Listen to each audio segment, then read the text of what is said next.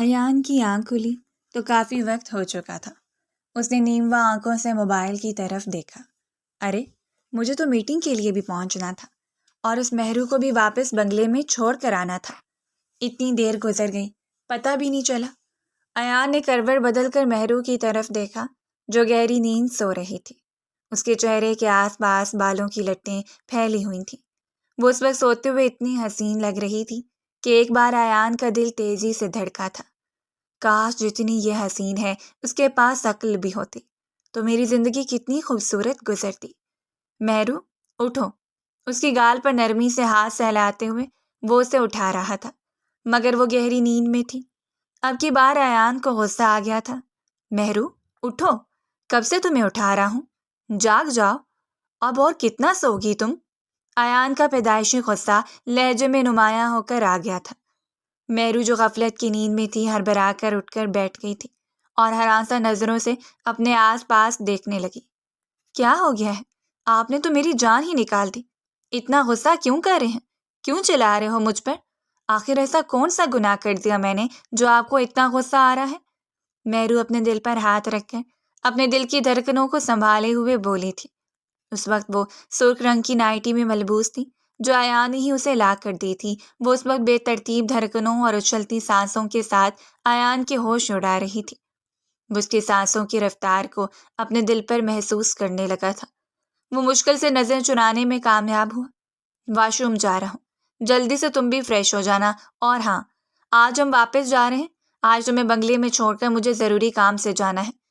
رات دیر تک میری واپسی ہوگی، ایسا نہ ہو کہ تم پھر کوئی شرارت کرو، کوئی الٹا کام کرو۔ اگر کچھ غلط کیا نا تو مجھ سے برا کوئی نہیں ہوگا۔ وہ اس کو دھمکاتے اور سمجھاتے ہوئے وہاں سے چلا گیا تھا۔ میں نے کب کا روکا ہوا سانس بحال کیا۔ یہ آدمی تو میری جان نکال کے رکھ دیتا ہے۔ پتہ نہیں غصہ کیوں ہر وقت اس کی ناک پہ دھڑا رہتا ہے۔ پتہ نہیں اتنے دن تک میں کیسے اس انسان کے ساتھ رہوں گی۔ دادا ابو کو منع بھی کیا تھا کہ میرا اس انسان کے ساتھ گزارا نہیں ہے، مگر زبردستی میرا اس کے ساتھ نکاح کروا کر مجھے اس کے ساتھ بھیج دیا۔ اور یہ آدمی اللہ ہی جانے کہ میرے ساتھ کیا سلوک کرے گا۔ دونوں کو لندن میں آئے ہوئے ایک ہفتہ بیت چکا تھا اور دونوں ہی ایک دوسرے سے شوقی تھے۔ ایان باہر آیا تو ایک بار پھر سے اس کے ہوش ربا حسن اسے ٹھٹکنے پر کامیاب ہوا تھا۔ جلدی سے اٹھو، فریش ہو جاؤ، زیادہ دیر لگانے کی ضرورت نہیں ہے۔ مہرو پوری طرح گھبرا گئی تھی۔ اب میں کیا کروں؟ اس انسان کو کیا بتاؤں کہ میرے ساتھ کیا مسئلہ ہے؟ اب تو میں اتنا لمبا سفر نہیں کر سکتی۔ طبیعت میری اتنی خراب ہے اور میں اسے اپنا مسئلہ بتاؤں تو بتاؤں کیسے؟ یا اللہ کیا کروں میں؟ وہ واش روم میں جا کر کھڑی ہو گئی تھی۔ اس جدید واش روم کو دیکھے جا رہی تھی۔ وہ جب بھی یہاں پر آتی تھی تو اسے ایک عجیب سا احساس اپنے حصار میں لیے رکھتا تھا۔ اکثر نیوز پیپر میں، ٹی وی ڈراموں، فلموں میں اس نے دیکھا تھا کہ ایسے بڑے بڑے ہوٹلوں میں کیمرے لگے ہوتے ہیں جو لوگوں کی ایک ایک حرکت کو نوٹ کر رہے ہوتے ہیں۔ اور اس وقت ہی واہمہ اس کے دماغ میں آ گیا تھا، ایک کام کرتی ہوں، یہی بہانہ اس آدمی سے لگاتی ہوں، ورنہ تو یہ میری بات نہیں مانے گا۔ ایان بہت نفاست پسند طبیعت کا مالک تھا۔ موسم چاہے کیسا بھی ہو، اسے صبح اٹھ کر غسل کرنے کی عادت تھی اور یہ عادت بچپن سے ہی اس کی شخصیت کا حصہ تھی۔ اور اب یہ عادت پختہ ہو چکی تھی۔ جب اس کی مہرو کے ساتھ شادی ہوئی تو اس نے پہلے دن اسے سختی سے اس بات کی تاکید کی تھی۔ دیکھو مہرو، مجھے گندے سندے حلیے میں پھرنے والے لوگوں سے شدید نفرت ہے۔ یہ جو تمہارا الجھا بکھرا حلیہ ہے، مت پوچھو اسے دیکھ دیکھ کر مجھے کتنی کفت ہوتی ہے، مگر میں پھر بھی یہ سوچ کے خاموش ہو جاتا ہوں کہ تم پر میرا کوئی حق نہیں ہے۔ میں تمہیں روکتا ٹوکتا اچھا نہیں لگتا، مگر اب چونکہ تم میری بیوی ہو، میرے نکاح میں آ چکی ہو، اس وجہ سے اب تمہیں ویسا ہی رہنا ہوگا جیسا میں چاہتا ہوں۔ کیا کرنا ہوگا مجھے آپ بتائیں؟ مہرو جو اس کے ساتھ شادی ہو جانے کی وجہ سے ہی بری طرح گھبرائی ہوئی تھی، اب اس کے کمرے میں آتی اس کی ہدایتوں کو سن کر بری طرح نروس ہو گئی تھی۔ تم نے بس وہی کرنا ہے جو میں تمہیں کرنے کو بولوں گا۔ اگر تم نے اپنے دماغ سے کچھ سوچنے کی کوشش کی تو مجھ سے برا کوئی نہیں ہوگا۔ مجھے صاف ستھری لڑکیاں پسند ہیں۔ روزانہ تمہیں صاف ستھرے کپڑے پہننے ہیں، نہا دھو کر تیار ہونا ہے۔ تیار ہونے کا مطلب یہ نہیں ہے کہ تم چہرے پر میک اپ تھوپنا شروع کر دو۔ مجھے میک اپ سے شدید نفرت ہے۔ بس تمہیں روزانہ نہا دھو کر صاف ستھرے کپڑے پہننے ہیں۔ اور پھر جب سے شادی ہوئی تھی، مہرو کو نہ چاہتے ہوئے بھی ہر وقت اپنی صفائی کا خیال رکھنا پڑتا تھا۔ اگر ذرا سی بھی کسی بات میں کمی واقع ہو جاتی تو ایان کا غصہ آسمان کو چھونے لگتا اور وہ کسی بات کا لحاظ کیے بنا اسے کھڑے کھڑے سنا دیا کرتا تھا۔ مہرو کی طبیعت کل سے بہت خراب تھی۔ شرم کے مارے وہ ایان کو کچھ بتا بھی نہیں پا رہی تھی اور ایان اسے بری طرح گھور رہا تھا۔ جب اس نے مہرو کو دیکھا وہ اسی طرح منہ اٹھا کر واپس آ گئی۔ کیا مسئلہ ہے تمہارے ساتھ؟ ابھی تک تم نہائی نہیں ہو؟ نہیں، وہ انگلیاں چٹکانے لگی۔ اب میں سے کیا بتاؤں کہ میں کیوں نہیں نہا سکتی؟ کیا بہانہ بناؤں؟ وہ دانتوں میں انگلیاں دبائے سوچ رہی تھی جبکہ ایان کو اسے پوز میں دیکھ کر شدید غصہ آیا تھا۔ دیکھو مہرو، مجھے ایک بات بار بار کرنے کی عادت نہیں ہے، تو میرا دماغ خراب مت کرو۔ میرا وقت برباد ہو رہا ہے۔ جو کہا ہے وہ کرو۔ ہمیں ابھی نکلنا ہوگا، دیر ہوئی تو میں پھر تمہیں نہیں چھوڑوں گا۔ اصل میں یہاں پر نہیں نہا سکتی۔ کیوں؟ یہاں پر نہانے میں کیا مسئلہ ہے؟ ایان آبرو اچکا کر بولا تھا۔ وہ دراصل یہاں پر میں نے سنا ہے کیمرے لگے ہوتے ہیں اور وہ لڑکیوں کی ویڈیوز بنا لیتے ہیں، انہیں پھر بلیک میل کرتے ہیں۔ پورا خاندان رسوا ہو جاتا ہے، کسی کو منہ دکھانے کے قابل نہیں رہتا۔ اگر میری اس طرح کی کوئی ویڈیو وائرل ہوگی تو تب آپ کیا کریں گے؟ خاندان والے تو مجھے باتیں سنائیں گے۔ مہرو کے دل میں جو آ رہا تھا وہ بولے جا رہی تھی اور ایان کا بس نہیں چل رہا تھا کہ وہ اپنا سر پیٹ لے۔ اوہ، میرے ساتھ دیکھتا ہوں میں کیا ہوتا ہے۔ اور یہ بتاؤ کہاں پر ہے کیمرہ؟ ذرا مجھے بھی تو پتہ چلے۔ آج تک میں نے تو یہاں پر ایسا کوئی کیمرہ نہیں دیکھا اور نہ ہی اس ہوٹل کے بارے میں اس طرح کی کوئی بات سنی ہے۔ وہ اسے اپنے ساتھ کھینچتے ہوئے واش روم میں لے کر آ گیا تھا اور اس کے اوپر شاور کھول دیا تھا۔ ٹھنڈا پانی گرنے لگا تھا۔ مہرو اچانک سے جب شاور کے نیچے آئی تو بری طرح سہم کر جرجری سی لے کر اٹھی تھی۔ مجھے ٹھنڈ لگ رہی ہے، وہ کپکپاتے ہوئے بولی تھی۔ کوئی بات نہیں، ابھی اس سے گرم پانی نکلنے لگے گا، تمہاری ساری سردی دور ہو جائے گی۔ وہ اس کے کانوں میں جھکتا ہوا خمار آلود انداز میں بولا تھا۔ اس وقت دونوں انتہائی قریب تھے۔ مہرو کو اس کی سانسیں اپنے چہرے کے پاس محسوس ہو رہی تھیں۔ وہ بری طرح سہم گئی تھی، اس کی گرفت سے نکل کر بھاگنا چاہتی تھی مگر ایان نے اسے بری طرح سے دبوچ لیا تھا۔ تو میری باہوں کے حصار سے نکل کر کہیں نہیں جا سکتی۔ کتنی بار تمہیں کہہ چکا ہوں کہ مجھے اپنی طرف مائل کرنے کی کوشش مت کیا کرو۔ اگر میں تمہارے قریب آ گیا اور تم پر اپنی شدتیں لٹانے لگا تو تمہارے لیے فرار کے سارے راستے بند ہو جائیں گے۔ وہ اپنے گمبھیر لہجے میں بولے جا رہا تھا جبکہ مہرو کو اب اپنا سر گھومتا ہوا محسوس ہوا۔ میری طبیعت خراب ہو رہی ہے، میرے سر میں شدید درد ہو رہا ہے، مجھے باہر نکالے۔ ایان زور سے ہنس پڑا تھا۔ کبھی تمہارے پیٹ میں درد ہے، کبھی کمر میں اور کبھی سر میں۔ آخر مسئلہ کیا ہے تمہارے ساتھ؟ تمہاری طرح تمہارا درد بھی ایک جگہ پر آرام سے ٹکنے والا نہیں ہے، جو پورے جسم میں کہیں نہ کہیں گھومتا ہی رہتا ہے۔ اچانک سے مہرو اس کے بازو میں جھول گئی تھی۔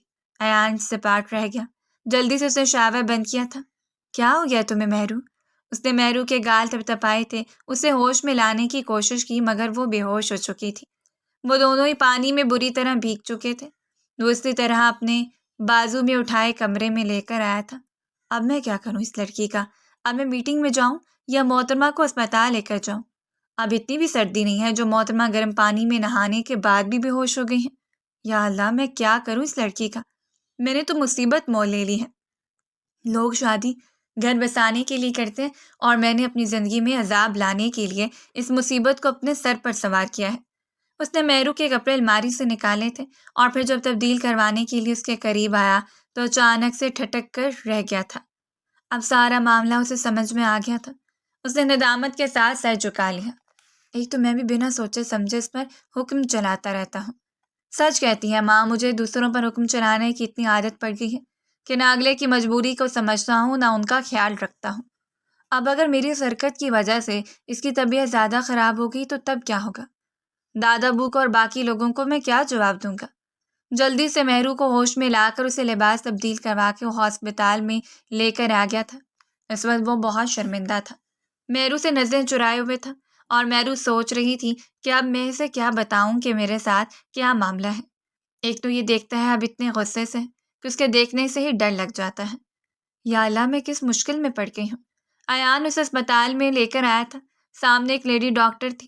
مہرو نے خدا کا شکر ادا کیا کہ اب وہ اس عورت سے اپنی ساری بات کر لے گا، اسے اپنا مسئلہ بتا دے گی۔ اس نے بے چین نظروں سے ایان کی طرف دیکھا تھا کہ یہاں سے جا کیوں نہیں رہا۔ اگر یہ مجھے اس ڈاکٹر کے پاس لے کر آیا ہے تو مجھے اس سے بات کرنے کا موقع بھی دے۔ ایان بھی اس کی نظروں کا مفہوم سمجھ گیا تھا۔ تم آرام سے ڈاکٹر سے بات کر لو، میں ابھی باہر جا رہا ہوں۔ ایان وہاں سے باہر چلا گیا تھا۔ تب اس نے اپنی ٹوٹی پھوٹی انگلش میں ڈاکٹر کو اپنا مسئلہ بتایا تو اس کی بات سمجھ کر مسکرا رہی تھی۔ کوئی بات نہیں، ہو جاتا ہے، کبھی کبھی آپ خیال نہیں رکھتی ہوں گی، اس وجہ سے آپ کے ساتھ ایسا ہوا ہے۔ آپ اپنا پراپر خیال رکھا کریں۔ ڈاکٹر نے اسے بہت ساری ہدایات کی تھیں اور پھر اپنی ضرورت کی چیزیں بھی اس نے ڈاکٹر سے ہی لی تھیں۔ یہ بات وہ ایان کو کیسے بتاتی؟ ایان کی میٹنگ کا وقت ہو چکا تھا۔ اس نے کال کر کے اپنے کلائنٹ سے معذرت کی تھی اور پھر میٹنگ پوسٹ پون کر دی تھی۔ اسے گھر لانے کے بعد سمجھانے لگا تھا، دیکھو مہرو، یہاں پر جتنے بھی ملازم ہیں کسی کے ساتھ بھی زیادہ فری ہونے کی ضرورت نہیں ہے۔ خبردار اگر میں نے تمہیں غیر ضروری بات چیت کرتے ہوئے دیکھا۔ مہرو تو اتنے بڑے بنگلے کو دیکھ کر حیران ہو رہی تھی۔ ایان، کیا سچ میں یہ ہمارا بنگلہ ہے جو دادا جان نے لندن میں رکھا تھا؟ مجھے یقین نہیں آ رہا کہ لندن جیسے ملک میں ہمارا اتنا خوبصورت بنگلہ ہو سکتا ہے۔ وہ حیرت سے گول گول گھومتے ہوئے اس کمرے کو دیکھتے ہوئے ایان سے پوچھ رہی تھی۔ کمرہ بہت خوبصورت تھا، بہت خوبصورت فرنیچر سے آراستہ کیا گیا تھا۔ مصطفیٰ شاہ لندن میں ہی رہتے تھے، یہیں پر ان کا کاروبار بھی موجود تھا، اور پھر جب ان کے ابو کی طبیعت خراب ہوئی تو وہ پاکستان شفٹ کر گئے تھے۔ مگر انہوں نے یہ گھر اور یہ بزنس ختم نہیں کیا تھا، بلکہ اپنے قابل اعتماد ملازموں کے حوالے کر دیا تھا۔ اکثر جب بھی انہیں یا ان کے پوتوں کو یا پھر فیملی میں کسی اور کو لندن میں آنا ہوتا تو اسی بنگلے میں ہی رہتے تھے۔ ایان نے اپنی ساری تعلیم لندن سے ہی حاصل کی تھی اور وہ ساری زندگی اسی بنگلے میں ہی رہا تھا۔ اب جب وہ پاکستان گیا اپنے دادا سے ملنے کے لیے تو وہ نہیں جانتا تھا کہ دادا جان اسے کتنی بڑی مشکل میں پھنسانے والے ہیں۔ اگر اسے یہاں پر بزنس نہ کرنا ہوتا، اس کے یہاں پر دوست دلشیز نہ ہوتے تو وہ کبھی بھی یہ رسک نہ لیتا۔ کیا کرتا کہ دادا جان نے واپس جانے کی شرط ہی بس ایک ہی رکھی تھی کہ وہ مہرو سے شادی کر لے، اور اب وہ حیرت سے اس مہرو کو دیکھے جا رہا تھا جو کسی اور ہی دنیا میں پہنچی ہوئی تھی۔ آپ سچ بتائیں نا ایان کہ ہمارا ہی بنگلہ ہے؟ یہ بات اس نے کوئی 10ویں بار کہی تھی۔ ایان بری طرح جھنجلا گیا۔ ہمارا نہیں، صرف میرا۔ مہرو جو اپنی خوشیوں کے جہان میں پہنچی ہوئی تھی اب یہ بات سن کر یکدم ٹھنڈی پڑ گئی تھی۔ کیا مطلب ہے آپ کی اس بات کا؟ دادا جان کی جائیداد میں جتنا آپ کا حصہ ہے میرا بھی اتنا ہی ہے۔ میں بھی تو اسی خاندان کی ہوں، اب کیسے میرا حق مجھ سے چھین سکتے ہیں؟ وہ ایک دم سے جذباتی ہو گئی تھی اور چلا چلا کر بولنے لگی تھی۔ ایان ایک ایک قدم اٹھاتا ہوا اس کے پاس آیا تھا، غصے سے اس کی آنکھوں میں جھانکنے لگا۔ میری بات سنو مہرو، تمہیں میں یہ بات سمجھا چکا ہوں، مجھے عورتوں کا اونچی آواز میں بولنا پسند نہیں ہے۔ میں بار بار ایک بات کرنے کا قائل نہیں ہوں۔ امید ہے کہ اب تمہیں یہ بات سمجھ میں آ گئی ہوگی، لیکن اگر تمہیں ابھی بھی سمجھ میں نہیں آئی تو اگلی بار تمہیں زبان سے نہیں سمجھاؤں گا، بلکہ ایسے سمجھاؤں گا کہ تم دوبارہ پھر کبھی بھول ہی نہیں سکو گی۔ اس کی دھمکی پر مہرو کا چہرہ سفید پڑ گیا تھا، بری طرح گھبرا گئی تھی۔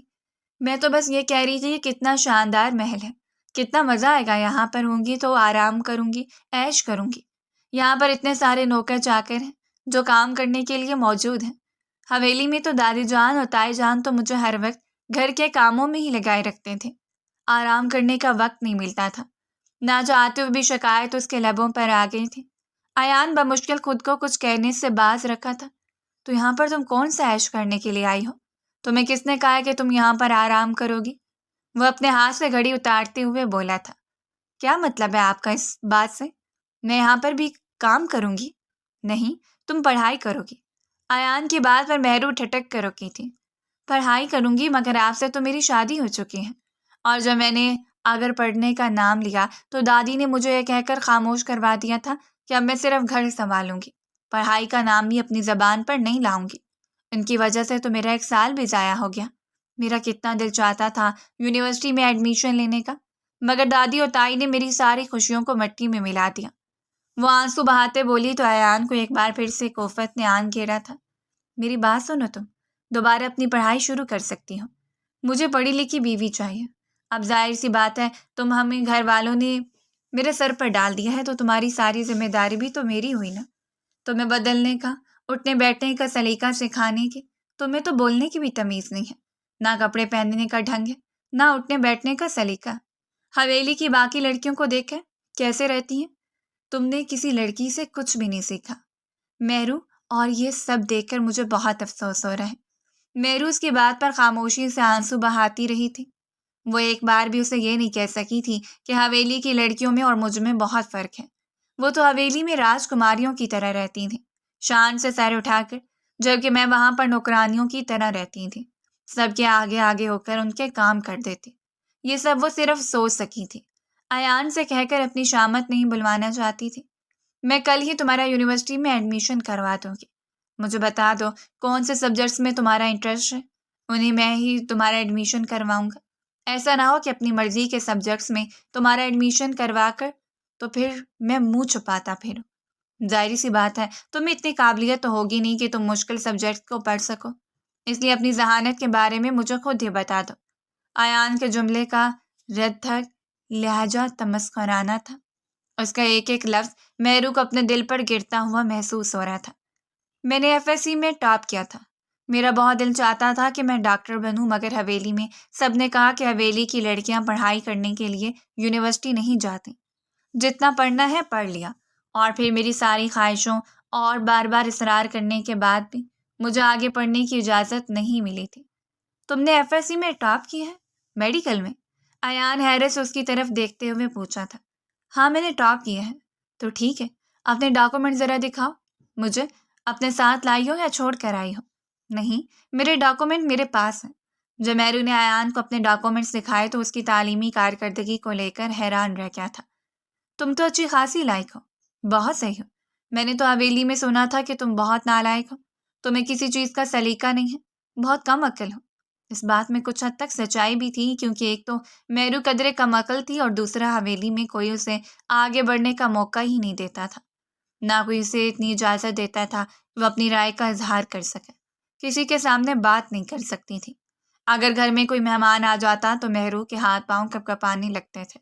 دیکھنے والے سمجھ رہے تھے کہ وہ ایک کم عقل ڈرپوک سی لڑکی ہے، مگر حقیقت کیا تھی یہ مہرو جانتی تھی، یا اس کا اللہ جانتا تھا۔ بس ٹھیک ہے، اب میں کل ہی تمہارا یونیورسٹی میں ایڈمیشن کروا دوں گا۔ ایک بات میری کان کھول کر سن لو، بلا وجہ کسی سے بات کرنے کی ضرورت نہیں ہے، اور نہ ہی کسی سے دوستیاں پالنے کی ضرورت ہے، اور یہاں پہ رہنا ہے تو ویسے ہی رہنا ہوگا جیسا میں چاہوں گا۔ آپ میرا سچ میں ایڈمیشن کروا دیں گے؟ میڈیکل کالج میں؟ ہاں، ایان نے مختصر سا جواب دیا تھا۔ مگر میڈیکل کالج میں تو تعلیم بہت مہنگی ہے، لاکھوں کی فیس بھرنی پڑتی ہے، تب جا کر انسان بڑھنے کے قابل ہوتا ہے۔ یہ سب آپ میرے لیے کریں گے؟ وہ آنکھوں میں جگنو سے جا کر بولی تھی۔ ایان نے اس تمام عرصے میں پہلی ہی بار اس کے چہرے پر مسکراہٹ دیکھی تھی، آنکھوں میں خوشی دیکھی تو اس کی رگی شرارت پھٹکنے لگی تھی۔ یہ سب میں تمہارے لیے نہیں کروں گا، تو پھر کس کے لیے کریں گے؟ مہرو نے حیرت سے پوچھا۔ میں تمہارے لیے کچھ بھی نہیں کر رہا، تم خود اپنی پڑھائی کا خرچہ اٹھاؤ گی۔ اب تو مہرو ہکا بکا رہ گئی۔ میں کیسے خرچہ اٹھاؤں گی؟ مجھے آپ کی کوئی بات سمجھ میں نہیں آ رہی۔ کوئی بات نہیں، تو میں جلدی سمجھا دوں گا۔ تمہیں یہاں رہنا ہے تو کام کاج کرنا ہوگا، یہ تو تمہیں پتہ ہی ہے کہ میڈیکل کی پڑھائی بہت مہنگی ہے، اس وجہ سے تم پڑھائی کا سارا خرچہ خود اٹھاؤ گی، میں بس تمہاری رہائش کا بندوبست کر دوں گا، تمہارے کھانے پینے کا، اور ویسے بھی ہمارے مذہب میں شوہر پر بیوی کے نان نفقے کی ذمہ داری ہے، اس کی پڑھائی کے یا باقی ضروریات و اخراجات کی نہیں۔ وہ اپنی طرف سے شرائط میں یہ سب بولے جا رہا تھا، اور وہ یہ نہیں جانتا تھا کہ مہرو کے دل پر اس کی ایک ایک بات نقش ہو رہی ہے، اور وہ دکھی دل کے ساتھ سوچ رہی ہے کہ وہ اپنی پڑھائی کا خرچہ کیسے اٹھائے گی۔ مہرو کو پڑھنے لکھنے کا بہت شوق تھا، ڈاکٹر بننا تو اس کا پہلا خواب تھا، مگر یہ خواب ادھورا رہ گیا تھا، اور اب جب اسے یہ خوشگمانی ہوئی کہ اس کا یہ خواب مکمل ہو سکتا ہے تو پوری رات وہ خوشی سے سو نہیں سکی تھی۔ نیند اس کی آنکھوں سے کوسوں دور تھی۔ فجر کے قریب جا کر اس کی آنکھ لگی تھی، اور پھر صبح ہی ایان نے اسے اٹھا دیا تھا۔ کیا تم ہر وقت سوتی رہتی ہو؟ پوری رات گزر گئی، ابھی تک تمہاری نیندیں پوری نہیں ہوئی۔ چلو جلدی سے میرے کپڑے پریس کرو، مجھے آفس میں جانا ہے۔ گو کہ اس بنگلے میں بہت سارے ملازم بھی تھے، مگر پتہ نہیں کیوں ایان کو اپنے کام مہرو سے کروا کر خوشی ہوتی تھی، گویا اسے انا کی تسکین ملتی تھی، یا وہ مہرو کو مصروف رکھنا چاہتا تھا۔ ایان اس دن آفس میں گیا تو مہرو پورے بنگلے میں چکراتی پھر رہی تھی، آنے والے وقت کے بارے میں سوچ سوچ کر وہ خوش ہو رہی تھی۔ اسے اپنا بیتتا ہوا کل یاد آ رہا تھا۔ حویلی میں گزرے ہوئے سارے ماہ و سال کسی عذاب اور بھیانک خواب سے کم نہیں تھے۔ شاہ ہاؤس میں مصطفیٰ آغا کے 3 بیٹے رہتے تھے، سب سے بڑا بیٹا اجمل شاہ اور چھوٹے کا نام اسلم شاہ تھا۔ اور سب سے چھوٹے بیٹے کا نام اکرم شاہ تھا۔ بڑے دونوں بیٹوں کی تو مصطفیٰ صاحب نے اپنی مرضی سے شادی کی تھی، اپنی دونوں بھتیجیاں بیاہ کر لائے تھے۔ دونوں کو وہ اپنی بیٹیاں ہی سمجھتے تھے۔ دونوں بہویں آپس میں بہنیں تھیں۔ حویلی میں ہر طرف سکون ہی نظر آتا تھا، سبھی بہت محبت سے رہتے تھے۔ مصطفیٰ شاہ صاحب اپنے بچوں کو خوش باش دیکھتے تو ان کا دل اطمینان سے بھر جاتا تھا۔ اب ان کا ایک ہی بیٹا رہ گیا تھا، اکرم شاہ۔ وہ چاہتے تھے کہ اکرم کی شادی بھی اپنی تیسری بھتیجی سے کر دیں۔ اللہ نے ان کے بھائی کو 3 بیٹیوں سے نوازا تھا تو انہیں 3 بیٹے عطا کیے تھے۔ جب بھی ان کا بھائی اپنی بیٹیوں کو لے کر پریشان ہوتا تھا، سوچتا تھا کہ ان کا نصیب کہاں جڑے گا، تو ہمیشہ اپنے بھائی کو یہ کہہ کر تسلی دیتی تھی کہ تمہاری تینوں بیٹیاں میرے بیٹوں کی بیویاں بنیں گی، وہ اس حویلی میں ہمیشہ رہیں گی اور اس گھر کی بہویں نہیں بلکہ وہ بیٹیاں ہوں گی۔ اور انہوں نے اپنا کہا سچ کر دکھایا تھا۔ ان تینوں کو وہ بیٹیاں ہی سمجھتے تھے۔ سب سے چھوٹی بیٹی کا نام سمینہ تھا۔ وہ اکرم شاہ کو بہت پسند کرتی تھی، مگر اکرم اسے سیدھے منہ تک نہیں کرتا تھا، ہر وقت اپنی ہی دنیا میں مگن رہتا۔ مصطفیٰ شاہ کو اپنے اس بیٹے کے انداز و اطوار کھٹکتے تھے، مگر وہ جانتے بوجھتے سب کچھ نظر انداز کر رہے تھے، کیونکہ وہ یہی بات سمجھتے تھے کہ ہوگا وہی جو وہ چاہتے ہیں۔ جیسے دونوں بیٹوں نے ان کی مرضی کے آگے سر جھکایا ہے تو تیسرا بیٹا بھی ان کی مرضی کے خلاف نہیں جائے گا۔ مگر یہاں پر وہ غلط تھے۔ وہ یہ بات بھول چکے تھے کہ اکرم شاہ بالکل انہی جیسا تھا، ضدی اور ہٹ درم۔ جب کسی بات پر اڑ جاتا تھا تو اس بات کو پورا کیے بغیر نہیں رہ سکتا تھا۔ جب انہوں نے اکرم شاہ سے سمینہ کے رشتے کی بات کی تو اس نے صاف انکار کر دیا تھا۔ ابا جی، میں جویریہ سے محبت کرتا ہوں اور اسی کے ساتھ شادی کروں گا، اور آپ میرے ساتھ زبردستی نہیں کر سکتے۔ مصطفیٰ شاہ کا تو منہ کھلے کا کھلا رہ گیا تھا۔ کیا بات کر رہے ہو تم؟ جویریہ کون ہے؟ جویریہ میرے دوست کی بہن ہے، میں اسے بہت پسند کرتا ہوں۔ وہ میرے ساتھ یونیورسٹی میں پڑھتی ہے، ہم دونوں ایک دوسرے کے بغیر نہیں رہ سکتے، اور میں نے اسے شادی کا وعدہ کر رکھا ہے۔ مصطفیٰ شاہ نے پوری کوشش کر لی تھی مگر وہ اکرم شاہ کو منا نہیں پائے تھے، یہاں تک کہ انہوں نے جائیداد سے آگ کرنے کی بھی دھمکی دی تھی۔ اکرم شاہ گھر چھوڑ کر چلا گیا تھا۔ ٹھیک ہے ابا جان، اگر آپ کو یہی منظور ہے تو مجھے آپ کا فیصلہ قبول ہے۔ میں اس جائیداد سے دستبردار ہو رہا ہوں کیونکہ اپنی محبت کو نہیں چھوڑ سکتا۔ مصطفیٰ شاہ طنزیہ انداز میں ہنس پڑے تھے۔ جس لڑکی کی محبت پر تمہیں اتنا مان ہے، تم نہیں جانتے کہ وہ صرف تمہارے پیسے کے لیے تمہارے ساتھ جڑی ہوئی ہے۔ جب یہ پیسہ تم سے چھن جائے گا تو وہ لڑکی تمہیں نظر ہی نہیں آئے گی۔ کہ گئی کہاں؟ مگر اکرم شاہ کو اپنی محبت پر بڑا مان تھا۔ ابا جان، آپ غلط سمجھ رہے ہیں، جویریہ ایسی لڑکی نہیں ہے، اور میں جلد ہی آپ کی اس سوچ کو غلط ثابت کر دوں گا۔ اکرم شاہ ایک چھوٹے سے فلیٹ میں جا کر رہنے لگے تھے۔ انہوں نے جویریہ سے نکاح کر لیا تھا اور اپنے ضائع اخراجات اٹھانے کے لیے وہ پارٹ ٹائم جاب کرنے لگے تھے اور سب ٹائم یونیورسٹی میں جاتے۔ انہوں نے اپنی گاڑی بھی حویلی میں ہی چھوڑ دی تھی۔ حویلی سے ایک پیسہ بھی وہ ساتھ لے کر نہیں گئے تھے۔ اپنی محنت کے بل بوتے پر اپنی زندگی گزارنا چاہتے تھے، یا پھر اپنے باپ کو بتانا چاہتے تھے کہ انہیں اس روپے پیسے کی کوئی ضرورت نہیں ہے، وہ اپنے بازو کے دم پر بھی کما سکتے ہیں۔ مگر قسمت کا کچھ اور ہی منظور تھا۔ وہ جو اپنی بیوی کے ساتھ بہت خوش تھے اور ایک ماہ کے بعد ہی اللہ نے انہیں اولاد کی امید بھی لگا دی تھی، تو انہیں لگنے لگا تھا کہ زندگی مکمل ہو گئی ہے۔ اور پھر جس دن ان کی گود میں مہرو آئی تو ان کی خوشی کا کوئی ٹھکانہ نہیں تھا۔ جب مصطفیٰ شاہ کو پتہ چلا کہ اکرم کے ہاں بیٹی پیدا ہوئی ہے تو وہ اپنی پوتی کو دیکھنے کے لیے تڑپنے لگے تھے۔ اکرم ان کا لاڈلا بیٹا تھا جس سے وہ بہت محبت کرتے تھے، مگر اکرم کی خودسری نے انہیں خود سے دور کر دیا تھا۔ آخر وہ اپنی محبت سے مجبور ہو کر اسے ملنے کے لیے چلے گئے تھے۔ اسے کہنے لگے، تم حویلی واپس آ جاؤ، میرا دل چاہتا ہے کہ جیسے باقی پوتے پوتیاں اس حویلی میں رہتے ہیں، میری یہ بیٹی بھی ویسے حویلی میں رہے۔ مگر اکرم شاہ نے وہاں رہنے سے صاف انکار کر دیا تھا۔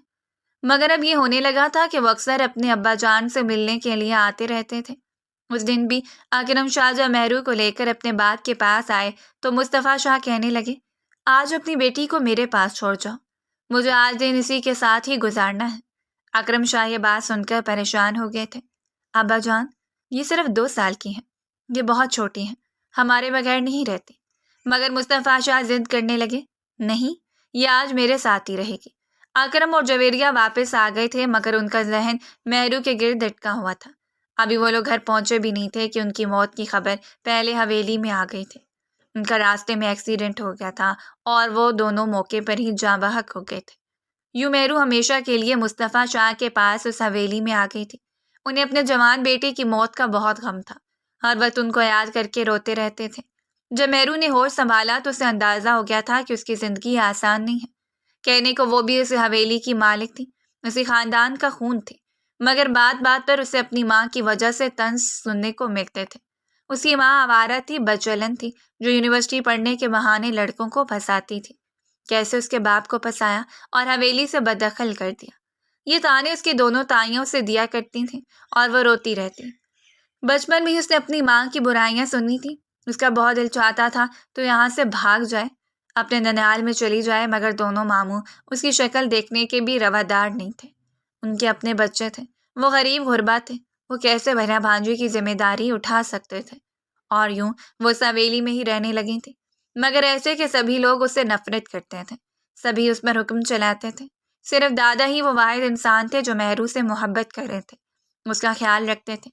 جب سب لوگوں کو اس کے ساتھ زیادتی کرتے ہوئے دیکھتے تو انہیں ٹوکتے تھے، اس بیچاری کے ساتھ کیوں اتنا ظلم کرتے ہو تم لوگ؟ کیا خوف خدا نہیں ہے؟ اس کا باپ مرا ہے مگر میں بھی زندہ ہوں، میرے ہوتے تم لوگ اس کے ساتھ یہ سب سلوک کر رہے ہو تو میرے بعد کیا کچھ نہیں کرو گے؟ ان کی بہویں ان کے سامنے تو خاموش ہو جاتی، مگر پس پردہ وہ اس کو بہت تنگ کرتی تھیں۔ وہ تو اس کی پڑھائی بھی چھڑوانے کی کوشش میں تھی۔ یہ تو بس دادا ابا کی محبت تھی، ان کی وجہ سے اس کی پڑھائی جاری تھی، ورنہ ان کا بس چلتا تو اسے اسکول سے اٹھوا لیتے، پڑھائی چھڑوا دیتے۔ وہ بہت ذہین تھی، جو چیزیں ایک نظر دیکھتی اس سے یاد ہو جاتی، جو چیز ایک بار سمجھتی وہ اس کے دماغ سے نکلتی نہیں تھی۔ تبھی تو پڑھائی کا وقت نہ ملنے کے باوجود بھی ہمیشہ وہ اپنی کلاس میں ٹاپ پر رہی تھی، اور اس کے دونوں تائیوں اور کزنس کو یہی بات سمجھ میں نہیں آتی تھی کہ سارا دن گھر کے کاموں میں الجھے رہنے کے بعد بھی وہ اتنی پڑھائی کیسے کر لیتی ہیں۔ وہ تو اچھے مہنگی ٹیوشن پڑھ رہی تھی، مگر پھر بھی ان کے نمبر اتنے نہیں تھے جتنے مہرو کے آتے تھے، اور مصطفیٰ شاہ اس بات پر فخر محسوس کرتے تھے کہ ان کی پوتی بہت لائق اور بہت ذہین ہے۔ حویلی میں ایان سب سے مختلف تھا۔ جب اس نے میٹرک کیا تو وہ لندن میں آ گیا تھا، دادا کے بنگلے میں ہی رہائش اختیار کر لی تھی، گو کہ وہ بھی مہرو کے ساتھ سب کا سلوک دیکھتا تھا، مگر کبھی اس نے کچھ کہنے کی ہمت نہیں کی تھی، اور ویسے بھی وہ کسی حد تک سب لوگوں کو حق بجانب ہی سمجھتا تھا، کیونکہ مہرو کی ماں ایک بد کردار عورت تھی۔ اگر سب لوگ اس پہ سختی کرتے تھے تو اس لیے کرتے تھے تاکہ وہ اپنی ماں کے نقش قدم پر نہ چلے۔ کبھی سال بعد تو کبھی 2 سال بعد وہ حویلی واپس جاتا، کچھ دن رہتا اور پھر واپس اپنی زندگی میں مگن ہو جاتا۔ مہرو حویلی میں سبھی لڑکیوں میں سب سے زیادہ خوبصورت تھی، سب سے زیادہ حسین تھی، مگر ہر وقت الجھے و بکھرے حلیے میں رہنے کی وجہ سے اس کی خوبصورتی کو جیسے گرہن لگ گیا تھا۔ اس کے بال لمبے تھے مگر روکھے بکھرے رہتے تھے۔ وہ متناسب سراپے کی مالک تھی، مگر اسے ڈھنگ کا سوٹ پہننے کو نہیں ملتا تھا۔ اپنی باقی کزنس کی اترن اس کے حصے میں آتی تھی۔ اب کی بار جب ایان واپس آیا تو تب مصطفیٰ شاہ نے کچھ سوچ رکھا تھا۔ وہ مہرو کو ہمیشہ اپنی نظروں کے سامنے رکھنا چاہتے تھے، اسے اسی خاندان کی ہی بہو بنانا چاہتے تھے، مگر انہوں نے اپنی دونوں بہوؤں کا رویہ اس کے ساتھ دیکھ لیا تھا۔ وہ جانتے تھے کہ اگر انہوں نے مہرو کی شادی اس حویلی میں کسی لڑکے کے ساتھ کر دی تو یہ دونوں سے جینے نہیں دیں گے، اسے بہت تنگ کریں گی۔ وہ چاہتے تھے کہ مہرو سکون کا سانس لے، اس لیے جب اس بار ایان واپس آیا تو انہوں نے اسے اپنے کمرے میں بلایا تھا۔ ایان کہنے لگا، دادا ابا، آپ نے کوئی ضروری بات کرنی تھی کیا، جو مجھے خاص طور پر اکیلے کمرے میں بلایا؟ ہاں، میں تم سے پوچھنا چاہتا ہوں کہ تمہارا آگے کیا ارادہ ہے؟ دادا ابو، آپ جانتے تو ہیں کہ میرا یہاں پر دل نہیں لگتا، میں جلدی بور ہو جاتا ہوں، ہمیشہ میں وہیں پہ رہا ہوں، وہاں میرے دوست ہیں، بزنس ہے، سب کچھ وہیں پہ ہے، تو میں چاہتا ہوں کہ میں ہمیشہ وہیں پہ رہوں۔ تم نے شادی کے بارے میں کیا سوچا ہے؟ اس ماحول میں میرا دم گھٹتا ہے۔ مصطفیٰ شاہ جانتے تھے کہ ایان یہی جواب دے گا، وہ ایان سے یہی بات سننے کی امید رکھتے تھے۔ اب کی بار گلا کنگار کر کہنے لگے، بیٹا تمہاری شادی میں نے مہرو سے کرنے کا فیصلہ کر لیا ہے۔ ایان کی بات سن کر ہکا بکا رہ گیا، کیا مہرو سے؟ ہاں بیٹا، مہرو میں کیا کمی ہے، اچھی خاصی خوش شکل ہے، پڑھی لکھی لڑکی ہے، مگر دادا ابو مہرو تو حویلی کی باقی لڑکیوں سے بہت الگ ہے، اور اس کی ماں، ان کا ماضی، ان کا کردار۔ ایان کی بات سن کر مصطفیٰ شاہ کو بہت غصہ آیا تھا۔ میری بات سنو ایان، مہرو کی ماں کا ماضی جو بھی تھا، جیسا بھی تھا، اس بات سے مہرو کا کوئی لینا دینا نہیں ہے۔ تو مہرو کو اس کی ماں کے کردار سے نہیں تول سکتے، وہ اپنی ماں سے بہت الگ ہے۔ وہ اس حویلی میں پلی بڑی ہے، میں نے اس کی تربیت کی ہے اور میں آنکھیں بند کر کے اس پہ اعتبار کرتا ہوں۔ آج تو تم نے یہ بات کہہ دی ہے، دوبارہ ایسی بات سوچنا بھی مت۔ ایان جب کمرے سے باہر نکلا تو اس کی ماں کمرے کے آس پاس ہی ٹہل رہی تھی۔ کیا کہہ رہے تھے تمہارے دادا ابو؟ اتنی رازداری سے بلایا تھا؟ وہ مہرو کے ساتھ میرا نکاح کرنا چاہتے ہیں۔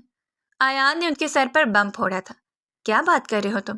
مہرو کے ساتھ تمہارا نکاح؟ نہیں، یہ نہیں ہو سکتا۔ تمہارے لیے حویلی میں اتنی لڑکیاں ہیں، ایک سے بڑھ کر ایک، ان میں کیا کمی ہے جو ان کو چھوڑ کر میں تمہاری شادی مہرو کے ساتھ کر دوں؟ اس بونگی کمعقل بد سلیقہ لڑکی کے ساتھ، ایک بد کردار ماں کی بیٹی کے ساتھ؟ دادا ابو نہیں جانتے کہ ماں کے اثرات لڑکی کے کردار اور عمل پر نظر آتے ہیں۔ جو کچھ اس کی ماں نے کیا ہے، کل کو وہ سب یہ لڑکی بھی کرے گی۔ ایان بیزار سا ہو گیا تھا۔ ماں میں کیا کروں؟ جو کہنا ہے آپ دادا جان سے کہیں، میں تو ان کی بات ماننے پر مجبور ہوں۔ ظاہری سی بات ہے، جب اپنی بات ان سے منوانی ہے تو ان کی مانی ہی تو پڑے گی۔ ایان کے ماں باپ نے اسے بہت سمجھایا تھا۔ ایان کے ابو کو تو اس بات پر اتنا اعتراض نہیں تھا، ان کے لیے ساری بھتیجیاں برابر تھیں، مگر وہ اپنی بیوی کی مرضی کے خلاف نہیں جا سکتے تھے۔ بیٹا، تمہاری زندگی ہے، ہم ان کے سامنے نہیں بول سکتے، مگر تم تو بول سکتے ہو۔ تم انہیں کہو کہ پوری زندگی کا سوال ہے، تم ایسی لڑکی کے ساتھ نہیں گزار سکتے۔ ہاں بیٹا، تمہارے ابو صحیح کہہ رہے ہیں، مگر ایان چاہنے کے باوجود بھی مصطفیٰ شاہ کے سامنے انکار نہیں کر سکا تھا۔ دادا نے اسے کہا تھا کہ اگر تم چاہتے ہو کہ باقی کی ساری زندگی تم اپنی مرضی سے گزارو تو تمہیں یہ نکاح کرنا ہی پڑے گا۔ میں تمہیں گارنٹی دیتا ہوں کہ مہرو تمہیں بہت خوش رکھے گی، تمہیں کبھی بھی اس بچی سے کوئی شکایت نہیں ہوگی۔ جب وہ ماں کی طرف دیکھتا تو وہ کہتی، وہ ایک کم عقل لڑکی ہے، خود سر ہے، بدتمیز ہے، باتیں کرنے کی تمیز نہیں ہے۔ ایان نے بھی کبھی اسے کھل کر ہنستے ہوئے، کسی سے کھل کر بات کرتے ہوئے نہیں دیکھا تھا۔ وہ تو لوگوں کو دیکھ کر کانپنے لگتی تھی، اس کے منہ سے آواز نہیں نکلتی تھی۔ پورا پورا دن تو وہ کچن میں ہی رہتی تھی۔ ایان کو پڑھی لکھی لڑکی بیوی کے روپ میں چاہیے تھی، مگر وہ کیا کر سکتا تھا؟ خاموشی سے دادا کے فیصلے کے آگے سر جھکا دیا تھا، اور ویسے بھی اسے اپنے بزنس کو بڑھانے کے لیے پیسہ چاہیے تھا، جو کہ دادا ابو نے ایک اسی صورت میں سے دینے کا وعدہ کیا تھا۔ ادھر وہ نکاح کرے گا، ادھر وہ اس کے مطلوبہ رقم اس کے اکاؤنٹ میں ٹرانسفر کروا دیں گے۔ اور یوں ایان نے کچھ پانے کے لیے دل پر پتھر رکھ کر یہ فیصلہ کر لیا تھا۔ جب اس نے دلہن بنی مہرو کو دیکھا تو ایک پل کو اس کی نظریں چبکنا بھول گئی تھیں۔ لڑکی تو بہت خوبصورت ہے، آج تک شاید میں نے اسے کبھی غور سے دیکھا ہی نہیں۔ تب اسے اس کی خوبصورتی کا ادراک ہوا، مگر جب اس نے مہرو سے بات کرنی شروع کی تو مہرو کا انداز اسے غصہ دلا گیا تھا، کیونکہ وہ بات بات پر ہکلا رہی تھی، بات بات پر اٹک رہی تھی، ایسے ڈر رہی تھی جیسے وہ اس کے لیے اجنبی ہے۔ اسے پورے اعتماد لڑکیاں اچھی لگتی تھیں جو اپنی بات منوانے کی صلاحیت رکھتی تھیں۔ وہ مہرو کو دیکھتے ہی بیزار سا ہو گیا تھا۔ تم سو جاؤ، مجھے نیند آ رہی ہے، تھک گیا ہوں میں، یہ کہہ کر وہ اپنی جگہ سے اٹھ کھڑا ہوا تھا۔ کپڑے تبدیل کرنے کے بعد اس نے مہرو کو ایک خالی تحفہ دیا۔ یہ تحفہ ہے تمہارا، کل اگر کوئی پوچھے تو اسے دکھا دینا۔ اور ہاں، مجھے نیند آ رہی ہے، ایسا کرو تم صوفے پر جا کر سو جاؤ، مجھے اکیلے سونے کی عادت ہے۔ مہرو آنکھیں بھاڑے حیرت سے اسے دیکھے جا رہی تھی، گو کہ اس کا اندازہ تھا کہ اس کی اتنی اچھی قسمت تو نہیں ہو سکتی کہ ایان جیسا شاندار انسان اسے ملے۔ وہ اگرچہ جب نکاح ہو گیا تھا تو اس کا دل بھی خوشگمانیوں کے بادل میں اڑنے لگا تھا، مگر یہ کیا، وہ تو اگلے ہی پل منہ کے بل گری تھی۔ پوری رات اس نے روتے ہوئے گزاری تھی۔ فجر کے قریب اس کی آنکھ لگی تو صبح زور زور سے دروازہ کھڑکھڑانے پر اس کی آنکھ کھلی۔ دروازہ کھولا تو سامنے اس کی تائی کھڑی تھی۔ کیا بےہودگی ہے یہ، کوئی شرم حیا ہے تم میں؟ وہ ان کی بات سن کر گھبرا گئی۔ کیا ہو گیا تائی، آپ اتنا غصہ کس بات پر کر رہی ہیں؟ اتنی دیر ہو گئی ہے، ابھی تک وہ اپنے کمرے سے باہر نہیں نکلی۔ جلدی سے آؤ، کچن میں ناشتہ بناؤ۔ یہ مت سمجھنا کہ میں تمہارے ناز نخرے اٹھاؤں گی۔ وہ سر سے لے کر پاؤں تک گہری نظر سے دیکھتے ہوئے بول رہی تھی۔ مہرو سہم گئی تھی۔ جی تائی، میں ابھی آتی ہوں۔ جب ایان سو کر اٹھا تو وہ کمرے میں کہیں بھی نہیں تھی۔ وہ کچن میں آیا، سامنے کھڑی ناشتہ بنا رہی تھی۔ اس کا منہ حیرت سے کھلے کا کھلا رہ گیا۔ تم ناشتہ بنا رہی ہو؟ آج کے دن بھی کیا کر رہی ہو؟ سب حیران و پریشان رہ گیا تھا۔ ارے بیٹا، ہماری حویلی کے یہی دستور ہے، اسی محلے کی بچی ہے، کون سا یہ کوئی خیر ہے، کسی دوسری جگہ سے آئی ہے، تمہیں پریشان ہونے کی ضرورت نہیں ہے، میں ان سب چیزوں کی عادی ہوں۔ ایان کندھے اچکا کے رہ گیا تھا، مگر اس نے ایسی دلہن زندگی میں پہلی بار ہی دیکھی تھی، اور پھر 1 مہینے کے اندر اندر مہرو کے کاغذات تیار کروانے کے بعد وہ اسے اپنے ساتھ لندن میں لے کر آ گیا تھا اور اب اس کا میڈیکل کالج میں ایڈمیشن بھی کروا دیا تھا۔ حیان جیسے مذاق میں کہا تھا کہ وہ اپنی پڑھائی کا خرچہ خود اٹھائے گی، مگر مہرو نے یہ بات اپنے دل سے لگا لی تھی۔ حیان اسے خود ہی کالج میں چھوڑنے کے لیے جاتا تھا، واپسی پر کہتا، راستہ تم نے دیکھ لی ہے، یہاں پر تمہیں بس کھڑے ملیں گے، بس میں بیٹھ کر تم نے گھر آ جانا ہے، اب میں تمہارے لیے بار بار تو آفس سے واپس نہیں آ سکتا۔ مہرو نے خاموشی سے اس کی بات پر سر جھکا دیا تھا اور پھر کالج میں اس کی ملاقات جینی سے ہوئی تھی۔ جینی ایک انگریز لڑکی تھی جو کہ ایک ہوٹل میں کام کرتی تھی۔ مہرو نے اسے اپنی پریشانی کا ذکر کیا۔ میں چاہتی ہوں کہ میں کہیں یہ چھوٹی موٹی نوکری کر لوں پڑھائی کا خرچہ اٹھانے کے لیے۔ جینی کہنے لگی، میرے ساتھ میرے ریسٹورنٹ میں کام کر لو، ویسے بھی ویٹرز کی پوسٹ خالی ہے، تم چلو میرے ساتھ اور تمہارے بارے میں بات کروں گی۔ مہرو کو تو ویسے بھی ایان واپسی پر لینے کے لیے نہیں آتا تھا اور ایان نے اسے نوکری کرنے کو کہا تھا۔ اگر وہ دیر سے جاتی، نوکری پر جاتی، ایان کو کیسے پتہ چلتا؟ اور اگر پتہ چل بھی جاتا تو اسے اعتراض کس بات پر تھا؟ یہ سب کرنے کو تو اس نے خود ہی مہرو کو بولا تھا۔ مہرو جینی کے ساتھ ریسٹورنٹ میں آ گئی تھی۔ مینیجر نے مہرو کو دیکھا تو اس کی آنکھوں میں چمک آ گئی تھی۔ لڑکی تو بہت خوبصورت ہے اور قدرے بیوقوف بھی لگ رہی ہے۔ یہ پاکستانی لڑکیاں تو آسانی سے باتوں میں آ جاتی ہیں۔ لڑکی، اگر تم نے یہاں پر نوکری کرنی ہے تو تمہیں کانٹریکٹ سائن کرنا ہوگا جس میں 3 مہینے تک تم اسی ہوٹل میں کام کرو گی۔ نہ تم 3 مہینے سے پہلے یہ نوکری چھوڑ سکتی ہو اور نہ تم کسی کی کمپلین کر سکتی ہو اور نہ ہی تم کسی بات پر کوئی اعتراض کر سکتی ہو۔ 3 مہینے تک تم خاموشی سے یہاں پر نوکری کرتی جاؤ گی۔ مہرو تو یہ شرائط سن کر حیران رہ گئی تھی۔ جینی کہنے لگی، ارے گھبرا کیوں رہی ہو؟ یہ شرائط ہم سبھی مانتے ہیں۔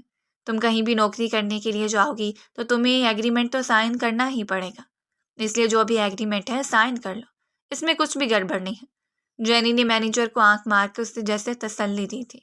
مہرو نے بنا سوچے سمجھے اس پر دستخط کر دیے تھے اور پھر اگلے دن سے جوائننگ کا کہہ کر وہاں سے آ گئی تھی۔ اس کے واپس آنے کے بعد جینی کہکا لگا کر ہنس پڑی تھی۔ لو، مان گئی نا مجھے؟ کیسے اتنی خوبصورت لڑکی تمہیں لا کر دی ہے؟ اب لاؤ میرا انعام۔ ارے ابھی کہاں؟ جب پیسے ہاتھ میں آئیں گا تو تمہیں تمہارا حصہ مل جائے گا۔ جینی منہ بنا کر رہ گئی تھی۔ مجھے بھی پیسوں کی ضرورت تھی۔ میں نے تو سوچا تھا کہ اتنی خوبصورت لڑکی دیکھ کر تمہارا دل خوش ہو جائے گا اور تم مجھے منہ مانگی رقم دو گے، مگر تم جاؤ یار، میں تم سے بات نہیں کرتی۔ مینیجر نے ہنستے ہوئے جینی کے ہاتھ پر کچھ پیسے رکھ دیے تھے۔ ابھی فی الحال یہی رکھو، جب ہم اسے فائدہ اٹھائیں گے تو تبھی آدھا حصہ تمہیں ملے گا۔ اب مہرو کالج سے واپسی پر روزانہ ہی ہوٹل میں کام کرنے کے لیے جانے لگی تھی۔ جب وہ طرح طرح کے لوگوں کے سامنے آتی، ان کے سامنے مینیو رکھتی، کھانا سرو کرتی تو اس نے ان لوگوں کی نظریں اپنے وجود کے آر پار ہوتی ہوئی محسوس ہوتی۔ یہ سب لوگ اتنی عجیب نظروں سے کیوں دیکھتے ہیں؟ مہرو آج تک حویلی سے باہر کبھی نہیں نکلی تھی اور نہ ہی کبھی اسے اندازہ ہوا تھا کہ باہر کی دنیا کیسی ہوتی ہے۔ اگر اس نے اندازہ ہوتا کہ جینی اسے یہاں کس مقصد کے لیے لائی ہے، اس کے ساتھ کیا کرنے والی ہے، تو مہرو کبھی بھی یہ خطرناک کام نہ کرتی۔ اب اسے یہاں پر نوکری کرتے ہوئے 1 ہفتہ گزر گیا تھا جب ایک دن مینیجر اور جینی اسے کہنے لگے، کل ہمارے ریسٹورنٹ کے آنر نے اپنے فارم ہاؤس پر برتھ ڈے سیلیبریٹ کی ہے۔ ہر سال وہ اپنے سبھی ورکرز کو اپنے فارم ہاؤس پر اپنی برتھ ڈے میں بلاتے ہیں، اس لیے تم بھی چلو گی۔ یہ سن کر مہرو گھبرا گئی تھی۔ میں کیسے جا سکتی ہوں؟ یہ فنکشن تو رات کو ہوگا اور مجھے رات کو باہر نکلنے کی اجازت نہیں ہے۔ اب جینی نے پریشان نظروں سے مینیجر کو دیکھا تھا۔ وہ کہنے لگا، نہیں ایسی کوئی بات نہیں ہے، برتھ ڈے پارٹی شام سے پہلے ہی ختم ہو جائے گی، تم گھر 6 بجے تک چلی جاؤ گی۔ مہرو نے ابھی تک ایان کو اپنی نوکری کے بارے میں نہیں بتایا تھا۔ وہ اسے سرپرائز دینا چاہتی تھی کہ وہ خود کمانے کے قابل ہو گئی ہے، مگر وہ یہ بات نہیں جانتی تھی کہ کتنی بڑی غلطی کر رہی ہے۔ ایان تو ویسے بھی رات کو لیٹ واپس آتا تھا، اگر میں شام کو واپس آ گئی تو ان کو کیا پتہ چلے گا میں کہاں گئی تھی؟ بھائی مہرو نے اس کا ساتھ چلنے کی حامی بھر لی تھی۔ اس رات بھی جب وہ ہوٹل میں آنے والے لوگوں کے سامنے کھانا رکھ رہی تھی تو کچھ لڑکوں نے اس سے بدتمیزی شروع کر دی۔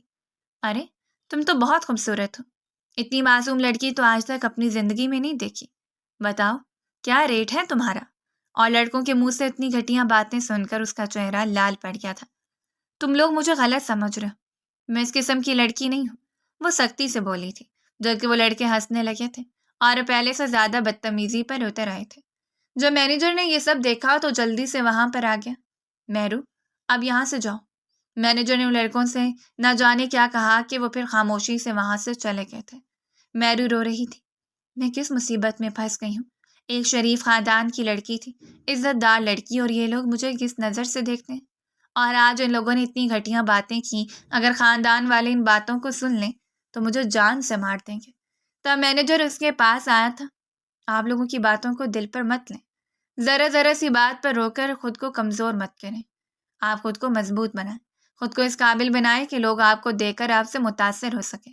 اور یہی تو مہرو کی کمزوری تھی، وہ کسی قابل ہونا چاہتی تھی، اپنے پیروں پر کھڑا ہونا چاہتی تھی۔ اس وقت جب وہ ہوٹل سے نکل رہی تھی تبھی ایان ہوٹل میں آیا تھا۔ مہرو نے سر جھکایا ہوا تھا، اس لیے وہ تو ایان کو نہیں دیکھ سکی، مگر ایان نے مہرو کو دیکھ لیا تھا اور وہ حیران رہ گیا تھا۔ یہ یہاں پر کیسے آئی؟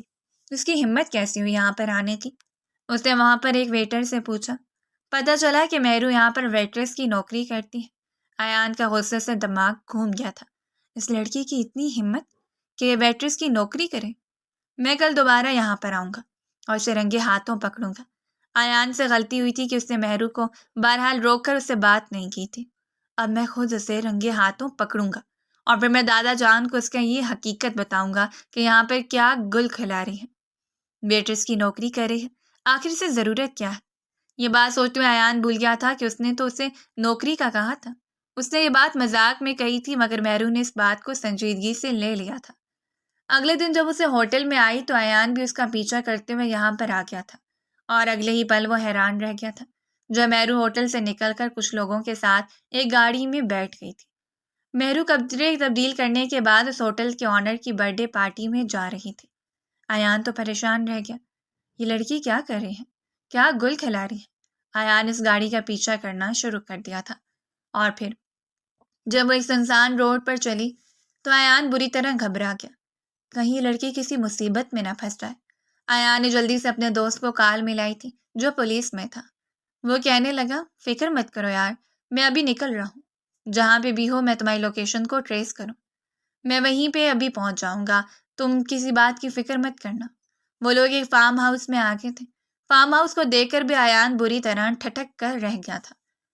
یہ بدنام زمانہ بلڈنگ تھی، اس کے بارے میں کتنی باتیں سن چکا تھا، اور اب اس کی بیوی اسے بلڈنگ میں آ رہی تھی۔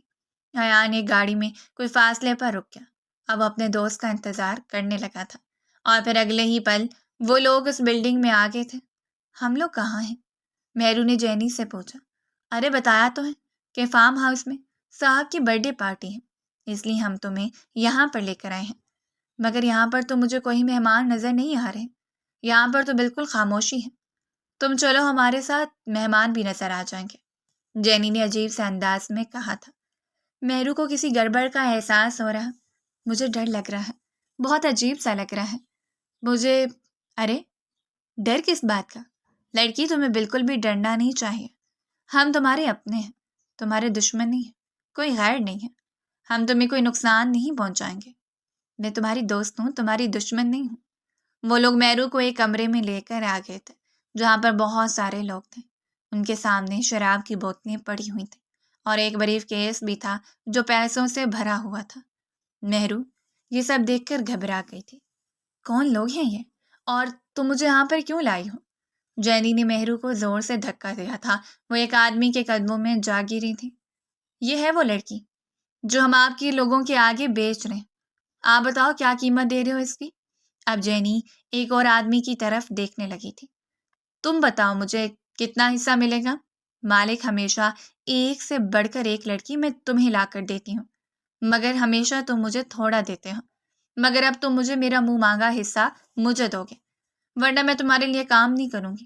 ارے فکر مت کرو جینی، تمہارا حصہ تمہیں ملے گا، آخر تم نے اتنی بڑھیا لڑکی ہمیں لا کر دی۔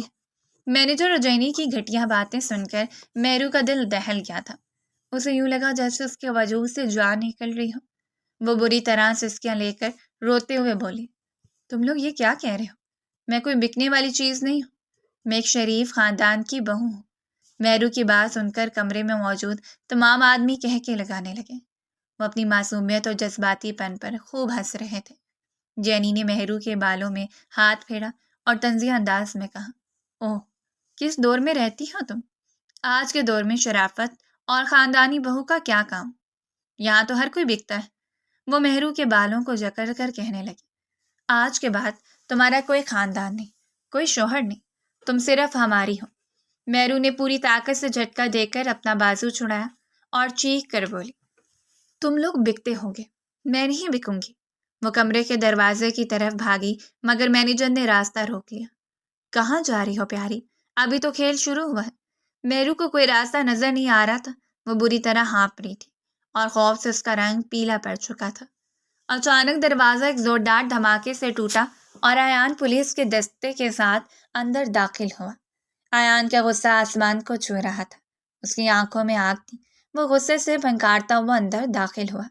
اس کے پیچھے پولیس افسران نے بغیر وقت ضائع کیے کمرے میں موجود سب لوگوں کو قابو کرنا شروع کر دیا تھا۔ مینیجر اور باقی آدمی حیران پریشان ہو کر بھاگنے کی کوشش کر رہے تھے، مگر پولیس نے انہیں گھیر لیا۔ جینی اور مینیجر کو حوالات کی سلاخوں کے پیچھے جانا پڑا۔ ایان نے جینی کی طرف نفرت بھری نظروں سے دیکھا اور پھر تیزی سے مہرو کی طرف لپکا۔ مہرو، وہ ایک ہی جسم میں اس کے پاس پہنچا اور اپنے مضبوط بازوؤں میں اسے بھینچ لیا۔ مہرو اس کے سینے سے لگ کر بچوں کی طرح زخم مارنے لگی۔ وہ خوف، ندامت اور شکر گزاری کے ملے جلے جذبات سے لرز رہی تھی۔ میں ٹھیک ہوں، آپ کیسے؟ مہرو نے بمشکل ٹوٹے پھوٹے الفاظ کہے۔ میں تمہارا پیچھا کر رہا تھا۔ آیا نے اس کے سر پر ہاتھ پھیرا۔ اس کے لہجے میں سارا غصہ اور سختی پگھل کر ختم ہو چکی تھی، اب صرف محبت اور فکر مندی باقی تھی۔ تم بہت ڈر گئی ہو، چلو یہاں سے۔ پولیس نے تمام ملزمان کو گرفتار کر لیا تھا اور فارم ہاؤس کو سیل کر دیا تھا۔ ایان نے اپنے دوست کا شکریہ ادا کیا اور مہرو کو لے کر وہاں سے نکل گیا تھا۔ گاڑی میں خاموشی تھی۔ مہرو اب تک صدمے میں تھی۔ وہ ایان کے کندھے سے ٹیک لگائے بیٹھی تھی۔ جب وہ بنگلے میں پہنچے تو ایان نے اسے بستر پہ لٹایا اور گرم کمبل اوڑھا دیا۔ ایان کمرے میں ہی ٹہل رہا تھا، وہ خود کو قصوروار محسوس کر رہا تھا۔ اس کی ایک مذاقیہ شرط نے مہرو کو اس خوفناک صورتحال تک پہنچا دیا تھا۔ اگر وہ خود اپنی بیوی کو نان و نفقہ دیتا اور اسے کام کرنے پر مجبور نہ کرتا تو آج یہ سب نہ ہوتا۔ ایان، مہرو نے دھیرے سے اسے پکارا۔ ایان جھک کر اس کے پاس بیٹھ گیا۔ ہاں مہرو۔ مہرو نے اپنے آنسو صاف کیے اور ہاتھ جوڑ کر کہنے لگی، مجھے معاف کر دیں، مجھ سے بہت بڑی غلطی ہو گئی۔ میں نے آپ کو اعتماد میں نہیں لیا۔ آپ نے مجھے پڑھائی کا خرچہ خود اٹھانے کو کہا تو میں نے سوچا کہ یہ میری ذمہ داری ہے کہ میں اپنے خواب پورے کرنے کے لیے خود ہی راستہ بناؤں۔ مجھے کام کی بہت ضرورت تھی اور جینی نے کہا کہ ہاں ویٹرس کی جگہ خالی ہے۔ اسے سکتے ہوئے بولی، مجھے لگا کہ یہ کوئی عزت دار کام ہے اور میں آپ کو سرپرائز دوں گی کہ میں نے خود کما کر کالج کی فیس جمع کر لی ہے، مگر جیسے مجھے پتہ نہیں تھا کہ باہر کی دنیا میں میرے ساتھ ایسا ہوگا۔ مجھے سچ میں نہیں پتہ تھا۔ مہرو کے چہرے پر ندامت اور خوف کے ملے جلے تاثرات تھے۔ ایان کا دل پگھل گیا۔ اس نے مہرو کا ہاتھ تھاما اور کہا، شٹ اپ مہرو، میری غلطی ہے۔ وہ خود کو کوس رہا تھا۔ میں نے تمہیں مجرم کی طرح محسوس کرایا، میں نے تمہیں احساس کمتری کا شکار بنایا۔ تم میری بیوی ہو اور تمہاری تمام ضروریات میری ذمہ داری ہیں۔ مجھے تم پر بھروسہ کرنا چاہیے تھا۔ میں نے تمہاری مجبوری نہیں سمجھی اور تمہیں اکیلا چھوڑ دیا۔ وہ ندامت سے اپنا سر جھکا کر کہنے لگا، تم نے مجھ پر بھروسہ نہیں کیا کیونکہ میرا رویہ ہی ایسا تھا۔ میرا سارا غصہ، میری وہ شرط، سب میری انا اور غرور کا نتیجہ تھا۔ مجھے معلوم ہے کہ تم بہت لائق ہو اور ڈاکٹر بننا تمہارا خواب ہے۔ یہ میری ذمہ داری ہے کہ میں تمہارے خواب پورے کرنے میں تمہاری مدد کروں۔ ایان نے مہرو کے ماتھے پر بوسہ دیا۔ آج کے بعد تم کوئی کام کاج نہیں کرو گی، تم صرف اپنی پڑھائی پر توجہ دو گی۔ میں تمہیں دوبارہ کسی بھی قسم کے خطرناک حالات میں نہیں دیکھنا چاہتا۔ یہ سب میری انا کا کفارہ ہے، مجھے معاف کر دو۔ مہرو نے دیکھا کہ ایان کی آنکھوں میں پہلی بار اپنائیت اور سچائی ہے۔ اس نے فوراً ایان کو معاف کر دیا اور اپنا سر اس کے سینے سے لگا لیا۔ وہ دونوں ایک دوسرے کے لیے محبت اور پشیمانی کے جذبات سے بھرے ہوئے تھے۔ اس دن کے بعد سب کچھ بدل گیا۔ ایان نے مہرو سے بات کرنے کا اپنا تکبر چھوڑ دیا۔ وہ اسے ایک نالائق دیہاتی کی بجائے ایک ذہین اور خوبصورت ساتھی سمجھنے لگا۔ اس کے غصے کی جگہ نرمی اور احتیاط نے لے لی تھی۔ مہرو بھی اب خوفزدہ نہیں رہتی تھی۔ وہ ایان سے کھل کر بات کرتی، ہنستی اور کھلکھلاتی تھی۔ ایان نے اسے ایک ڈرائیور مہیا کیا جو اسے کالج لے جاتا اور واپس لاتا تھا تاکہ وہ محفوظ رہے۔ اس نے خود اپنی میٹنگز کو ری شیڈیول کرایا تاکہ وہ مہرو کو زیادہ سے زیادہ وقت دے سکے۔ ایان نے نہ صرف مہرو کی میڈیکل کالج کی فیس ادا کی بلکہ بہترین ٹیوشن اور لائبریری کا انتظام بھی کیا۔ مہرو کی ذہانت اور محنت نے رنگ لانا شروع کر دیا تھا۔ اس نے ہر سیمسٹر میں ٹاپ کیا تھا اور اپنے خواب کی طرف قدم بڑھاتی گئی۔ ایان کے ساتھ ان کا رشتہ صرف نکاح کا بندھن نہیں تھا بلکہ محبت، احترام اور دوستی کا رشتہ تھا۔ وہ دونوں ایک دوسرے کے بہترین دوست بن گئے تھے۔ وہ ہنسی خوشی رہنے لگے تھے۔ مہرو نے ایان کی نفاسہ پسندی کو اپنانا شروع کر دیا تھا اور وہ خود بھی سلیقہ شعار اور پراعتماد خاتون بن گئی تھی، جسے دیکھ کر ایان کا دل فخر سے بھر جاتا تھا۔ کچھ سال بعد مہرو ایک کامیاب ڈاکٹر بن کر فارغ التحصیل ہوئی۔ ایان اس کی گریجویشن کی تقریب میں سب سے آگے بیٹھا تھا۔ اس نے خوشی سے مہرو کے ماتھے کو چوما اور کہا، آج تم نے میرا سر فخر سے اونچا کر دیا ہے۔ اب ان کا لندن میں خوبصورت گھر تھا۔ دادا جان بھی ان کے لیے بہت خوش تھے اور اب انہیں لندن میں ہی رہنے کا کہہ دیا تھا۔ ایان نے اپنے سر کاروبار اور اثاثے لندن میں ہی مضبوط کر لیے تھے اور مہرو نے وہیں پر پریکٹس شروع کر دی تھی۔ گھٹیا شرائط، خودسری اور غلط فہمیوں سے شروع ہونے والا یہ رشتہ اب سچی محبت اور ابدی ساتھ میں تبدیل ہو چکا تھا۔ وہ دونوں ہمیشہ کے لیے وہیں رہنے لگے تھے۔ مہرو نے اپنی محنت اور ایان کی محبت سے اپنے تمام خوابوں کو حقیقت کا روپ دے دیا تھا اور ایان نے مہرو کی صورت میں اپنی زندگی کا سب سے بڑا سکون اور خوبصورتی پا لی تھی۔